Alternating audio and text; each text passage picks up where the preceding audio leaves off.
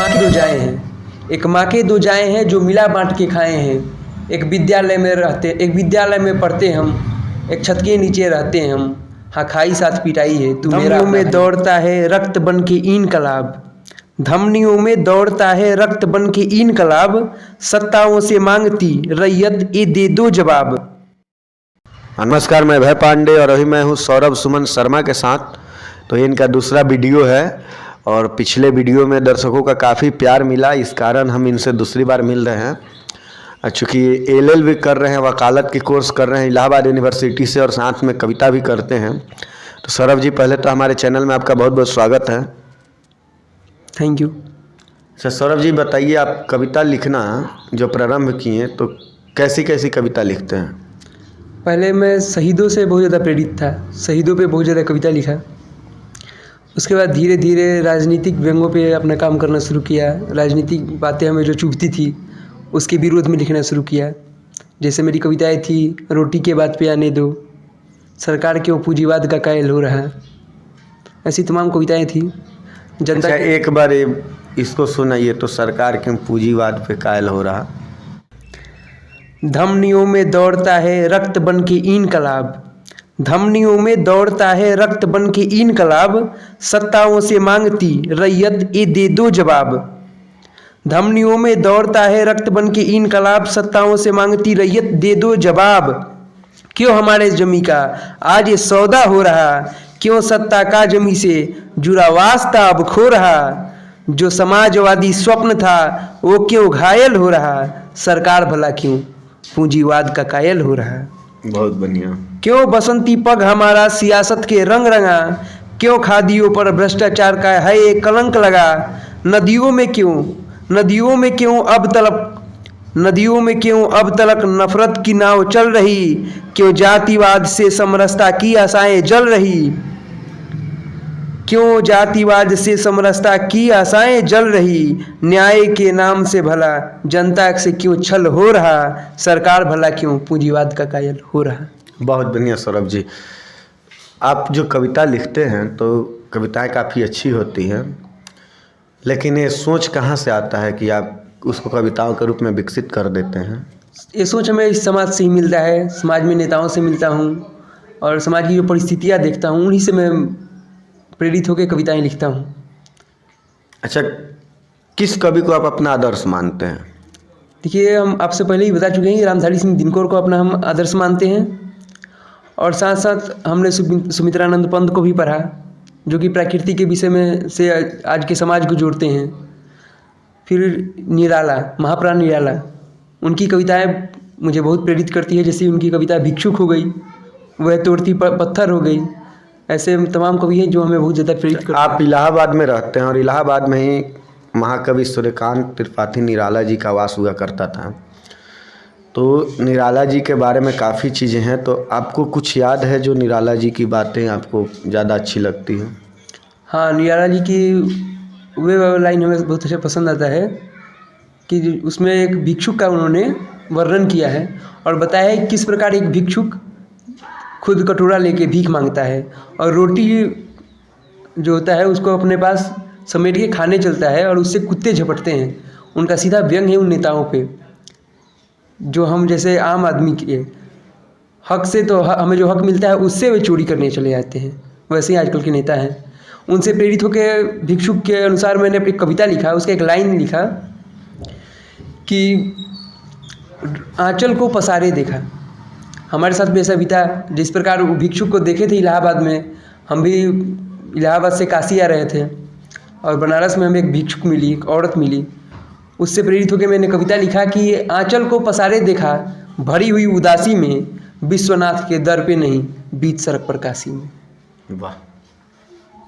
अच्छा, आपसे मैं एक बात पूछूंगा कि चूँकि आप इलाहाबाद विश्वविद्यालय के छात्र हैं, तो इलाहाबाद का परिवेश कैसा है? और उस विश्वविद्यालय की काफ़ी गरिमा रही है, बड़े बड़े विद्वानों की जननी रही है इलाहाबाद विश्वविद्यालय, तो उसके बारे में कुछ बताइए। आज भी इलाहाबाद विश्वविद्यालय पूर्व का ऑक्सफोर्ड के नाम से जाना जाता है और हमें लगता है कि पूर्व के ऑक्सफोर्ड से भी बहुत अच्छा है। वहाँ का परिवेश जो है शिक्षा के लिए बहुत अच्छा है। हाँ, थोड़ा राजनीतिक लोग उस पर अपना आक्रामक रवैया अपनाते रहे हैं और राजनीतिक आडंबर उस पर छाया रहता है। लेकिन इस सब के अलावा जो शिक्षा के लिए प्रधान था, शिक्षा के लिए प्रधान है इलाहाबाद विश्वविद्यालय से दुष्यंत, आप लोग उनका नाम सुने कुमार, दुष्यंत कुमार जैसे शायर, और आज हमारे मनोज मुंतशिर हैं हमारे इलाहाबाद विश्वविद्यालय से ही। खान सर जो कि आज पटना में छाए हुए हैं हमारे इलाहाबाद विश्वविद्यालय से ही आए हुए हैं। एक बात बताइए, आप वकालत पढ़ते हैं, काम कवि का करते हैं, क्यों? देखिए, वकालत भी हमारे उस समाज। हिंदी साहित्य क्यों नहीं चुने आप पढ़ने के लिए? हिंदी साहित्य हम चुने थे, हम ग्रेजुएशन में हिंदी साहित्य था हमारा सब्जेक्ट, और हम हिंदी साहित्य से भटके नहीं हैं। हिंदी साहित्य को हम पढ़ते हैं, लेकिन वकालत कहीं ना कहीं हमें लगा कि समाज को आवश्यकता है उन दबे कुचले लोगों को, जिनकी बात जो रख सके जाके न्यायालय के सामने। सबसे मुख्य किरदार निभाता है न्यायालय आज के सरकार के लिए, आज के व्यवस्था के लिए, और न्यायालय में अपना बात रखने के लिए, अपना पक्ष रखने के लिए, समाज का पक्ष रखने के लिए वकालत बहुत ज़रूरी है। बचपन से हम हिस्ट्री पढ़े और भी जो हमारा राष्ट्रीय आंदोलन काल था तो उसमें हम जिन क्रांतिकारियों से प्रेरित हुए तो हमने देखा कि वहाँ पे हर एक क्रांतिकारी कहीं ना कहीं से इस विधिक ज्ञान से संबंधित थे। अब भीमराव अम्बेडकर को ले लीजिए, राजेंद्र प्रसाद को ले लीजिए। आज के परिवेश में जो कुछ अच्छा करना है, जो कोई नेता अच्छा कर रहे हैं उच्च स्तर पर देश के लिए, जैसे अरुण जेटली, सुषमा स्वराज जो कि दिवंगत हो गई हैं, वैसे नेता भी इस विधिक संकाय से जुड़े हुए थे, इस विधिक ज्ञान से जुड़े हुए थे। एक बात है, मेरा इस पर फिर सवाल है, वकालत की आप बात करते हैं, संविधान की अच्छा जानकारी रखते हैं आप लोग, तो एक बात बताइए, संविधान के निर्माता कौन है और उसके जनक किसे बोला जा सकता है? संविधान का जनक डॉक्टर राजेंद्र प्रसाद को या भीमराव अम्बेडकर को? देखिए, ना डॉक्टर राजेंद्र प्रसाद को जनक माना जा सकता है, ना भीमराव अम्बेडकर को जनक माना जा सकता है। हमारा संविधान पूरे विश्व का निचोड़ है। हम मान सकते हैं कि भीमराव अम्बेडकर हुए, राजेंद्र प्रसाद हुए या जवाहरलाल नेहरू हुए, सबने अपना योगदान दिया और सबका योगदान उसमें एकत्रित किया गया। लेकिन अगर हम जन्मदाता माने अगर संविधान का जन्म कहाँ से हुआ, तो अगर आप संविधान की बनने की पूरी प्रक्रिया का अध्ययन करेंगे तो आपको लगेगा कि कहीं ना कहीं से जनता का पूरा सहयोग था और जनता के बीच से आए हुए जो लोग थे, जो कमेटी बनी वो पूरी जनता से आई हुई थी। और संविधान में भी कहा गया था कि जनता में जो अगर टेलीफोन से, दूरभाष से या चिट्ठी के माध्यम से जो अपना मंतव्य देना चाहे उसमें भेज सकता था और सबका बात लिया गया। और ये कहीं से प्रकट नहीं हुई, किसी के मन की बात नहीं यहाँ पे की गई है। बस यहाँ पे इक्विटी एक आता है, साम्या शब्द आता है, इक्विटी, प्राकृतिक न्याय, इसको लेके चला गया है, जिसकी प्रक्रिया बहुत पहले हम कह सकते हैं कि आदिकाल से ही शुरू हो चुकी है, जिसमें हमारी समानता, एकता और बंधुत्व की जो बातें होती है, ये तो हमारे साथ गणतंत्र का, लोकतंत्र का, हमारा भारत तो पहले से ही इसके लिए प्रचलित था। अब वैशाली देख लीजिए या राम राज्य की बात देख लीजिए जो हमारे संविधान में है। संविधान के मुख्य पृष्ठ पर देखिएगा तो राम दरबार का चित्र लगा हुआ है। तो कहीं ना कहीं हम अपने धार्मिक रूप से, हमारे जो धार्मिक साहित्य से है, वहाँ से भी हम लोग ऊपर आए और पूरे विश्व का निचोड़ रहता है हमारा संविधान। तो इसका किसी का जनक मानना उचित नहीं है। और जो बोलते हैं एक दूसरे को जनक, उनके लिए कोई संदेश? हाँ, आप समाज का तुष्टीकरण कर रहे हैं। समाज का तुष्टीकरण नहीं होना चाहिए, क्योंकि जो अगर नेता था जो हमारे देश के लिए लड़ा, हमारे लिए संविधान बनाने के लिए आगे आया, हम सबका समान रूप से इज्जत करें और समान रूप से सबका योगदान रहा है। हम बस एक जाति हो गया, एक समुदाय की तुष्टीकरण के लिए किसी को उसका जनक मान लेते हैं और उसका जयंती मनाते वक्त उसको ही संविधान का पूरा क्रेडिट देते हैं, वो सही नहीं है। कोई अच्छी कविता सुनाइए जो आपको सबसे ज़्यादा पसंद है, वो वाला कविता। देखिए, आज समाज से बहुत जुड़े हुए हैं। आजकल हम ये गांव का समाज है और यहाँ पे भाई भाई की शत्रुता देखने को मिलती है, जो मुझे काफ़ी आहत करता है। और मैंने एक कविता लिखा है भाइयों के लिए, वो सुनाता हूँ आपको। एक माँ के दो जाए हैं, एक माँ के दो जाए हैं जो मिला बांट के खाए हैं। एक विद्यालय में पढ़ते हम, एक छत के नीचे रहते हैं हम। हाँ, खाई साथ पिटाई है, तू मेरा अपना भाई है। जब तू रोते तब हम रोते, जब तू सोते तब हम सोते। एक बार जो तू बीमार हुआ, तुझको तब तेज बुखार हुआ। उस रात नहीं सोया हमने, रात भर रोया हमने। पहुंची विद्यालय की गाड़ी थी, कॉलेज जाने की बारी थी। घर के हालत से गढ़ा नहीं, तू पढ़े मगर मैं पढ़ा नहीं। ऐसी स्थिति आती है कि दो भाइयों में एक ही भाई पढ़ता है, एक भाई नहीं पढ़ पाता है।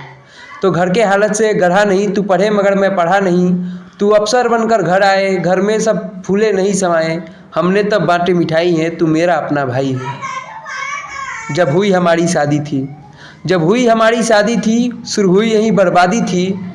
कुछ दिन तो सब ठीक चला, नाते रिश्तों के नज़दीक चला, पर प्यार हमारे बंटने लगे, पर प्यार हमारे घटने लगे, बीवी बच्चों में बंटने लगे। रुपयों से शुरू मतभेद हुआ, तब संबंधों का विभेद हुआ। तुम भूल गए हम भूल गए, किस नाते में हम भूल गए। माँ के जेवर को बांटा, पापा के तेवर को बांटा। तू खाता मेवा मिठाई है, भूखा तेरा भाई है। जिस आंगन में खिलवाड़ हुआ, उस आंगन में खड़ा दीवार हुआ। जब तुमने सब कुछ बांट लिया, हमने भी सब कुछ छांट लिया, तब अपनी कैसी लड़ाई है, तू मेरा अपना भाई है। बहुत बढ़िया। ये तो उन लोगों के लिए संदेश है जो बंटवारा के पक्षधर हैं। अब एक कविता और चाहेंगे, चूँकि कविता आपका बहुत अच्छा लगा, एक कविता और। चलिए, आपको हम अपना सबसे फेवरेट कविता, जो कि मेरे माँ को भी बहुत ज़्यादा पसंद है, वो कविता आपको सुनाने जा रहे हैं, शहीद की माँ। इस कविता की शुरुआत होती है, एक माँ है जिसका बेटा शहीद हो गया है और बार बार उसके सपने में आता है। अरे माँ तो माँ होती है, माँ कभी बेटे को तो भूल नहीं सकती। तो उस स्वप्न से ही ये कविता शुरू होता है और माँ का प्रश्न है। स्वप्न में बेटा आता है और माँ उससे प्रश्न करती है, भुला दिया तुमने मुझको तो दर्द क्यों देता है, हर रात मेरे सपनों में बेटा तू क्यों आता है। तूने बहुत रुलाया अब आंसू सूख रहे हैं, अब भी नैना बस तेरे ही राह देख रहे हैं। दूर जाके तू माँ से क्यों माँ को सताता है, हर रात मेरे सपनों में बेटा तू क्यों आता है। बेटा जवाब देता है, दूर हुआ तुझसे मैया मैं मातृभूमि के खातिर, तेरे प्रश्नों का जवाब देने को हूँ मैं हाजिर। माता तेरा ऋण बहुत है, इसे चुका क्या पाता, मेरी शहादत उसके लिए जो हर माँ की है माता। रोके थे सबने मुझको क्यों बेवकूफ़ी करते हो, फंदे में क्यों गला फंसाते क्यों सिपाही बनते हो। जिस दिन घर से चिट्ठी जाएगी बेटे कैसे हो तुम, क्या तब अपने बारे में बता पाओगे तुम। -40 डिग्री तापमान में जब हिम में दब जाओगे, तब अपनी गलती पर शायद बेटे तुम पछताओगे। मेरा जवाब बस इतना था, ना कश्मीर में दंगा हो, होली में मैं रहूं ना रहूं, भारत खुशी में रंगा हो। जिस दिन गिरूं धरा पर पीने को पानी गंगा हो, ओढ़ने को चादर मिले ना मिले मेरा कफन तिरंगा हो। जिन गलियों से मेरा जनाजा गुजरे वो गलियां भी तर जाएं, मेरे जनाजे को देख हर माँ की आंखें भर जाएं। तब माँ जवाब देती है कि बेटा मैंने अब जाना, मैं स्वार्थी मोह से बधी थी, धरती का कर्ज देख ना सकी मैं ममता में अंधी थी। जिस दिन तू हुआ शहीद, जिस दिन तू हुआ शहीद, मैं निश्चिंत सोई थी, तेरे शहादत पर पहले भारत माता रोई थी। मैं अपने बहते हर अश्क को पोंछूंगी, मातृभूमि पर शीश चढ़ाने अपना दूसरा बेटा भेजूंगी। बहुत सुंदर, बहुत खूब। सौरभ जी, अब आगे की क्या योजना है आपकी? आगे की योजना है, मैं वकालत की पढ़ाई कर रहा हूँ। 1 साल उसका पहला सेकंड सेमेस्टर तक बीत चुका है, 3rd सेमेस्टर में हूँ। आगे जो कविताएं चल रही है, जो कविताएं लिख रहा हूँ, उसे लिखना ऐसे ही चालू रखूँगा और मैं चाहूँगा कि कुछ अच्छी तरह से जो विधिक ज्ञान है उसे लिया जाए और समाज के लिए कार्य प्रारंभ कर दिया गया जाए। अभी मैं उन गरीबों के लिए कुछ करना चाहता हूँ जिनके पास घर नहीं है, और यहाँ पे इंदिरा आवास जो कि हमारे सरकार द्वारा चलाया गया है, उनसे मैं मिल रहा हूँ और उन्हें प्रेरित कर रहा हूँ कि किस प्रकार वो इंदिरा आवास का लाभ उठा सकें। अभी 10 दिन में इस समय अपने गांव में हूँ और 10 दिन में ही काम कर रहा हूँ। चलिए, बहुत बहुत धन्यवाद समय देने के लिए सौरभ जी, और आपकी कविताएं काफ़ी अच्छी है और हमें उम्मीद है कि आगे एक से एक अच्छी कविताएं सुनने को मिलेगी, देखने को मिलेगी आपकी, तो ऐसा हम उम्मीद करते हैं। बहुत बहुत धन्यवाद आपको। जी धन्यवाद।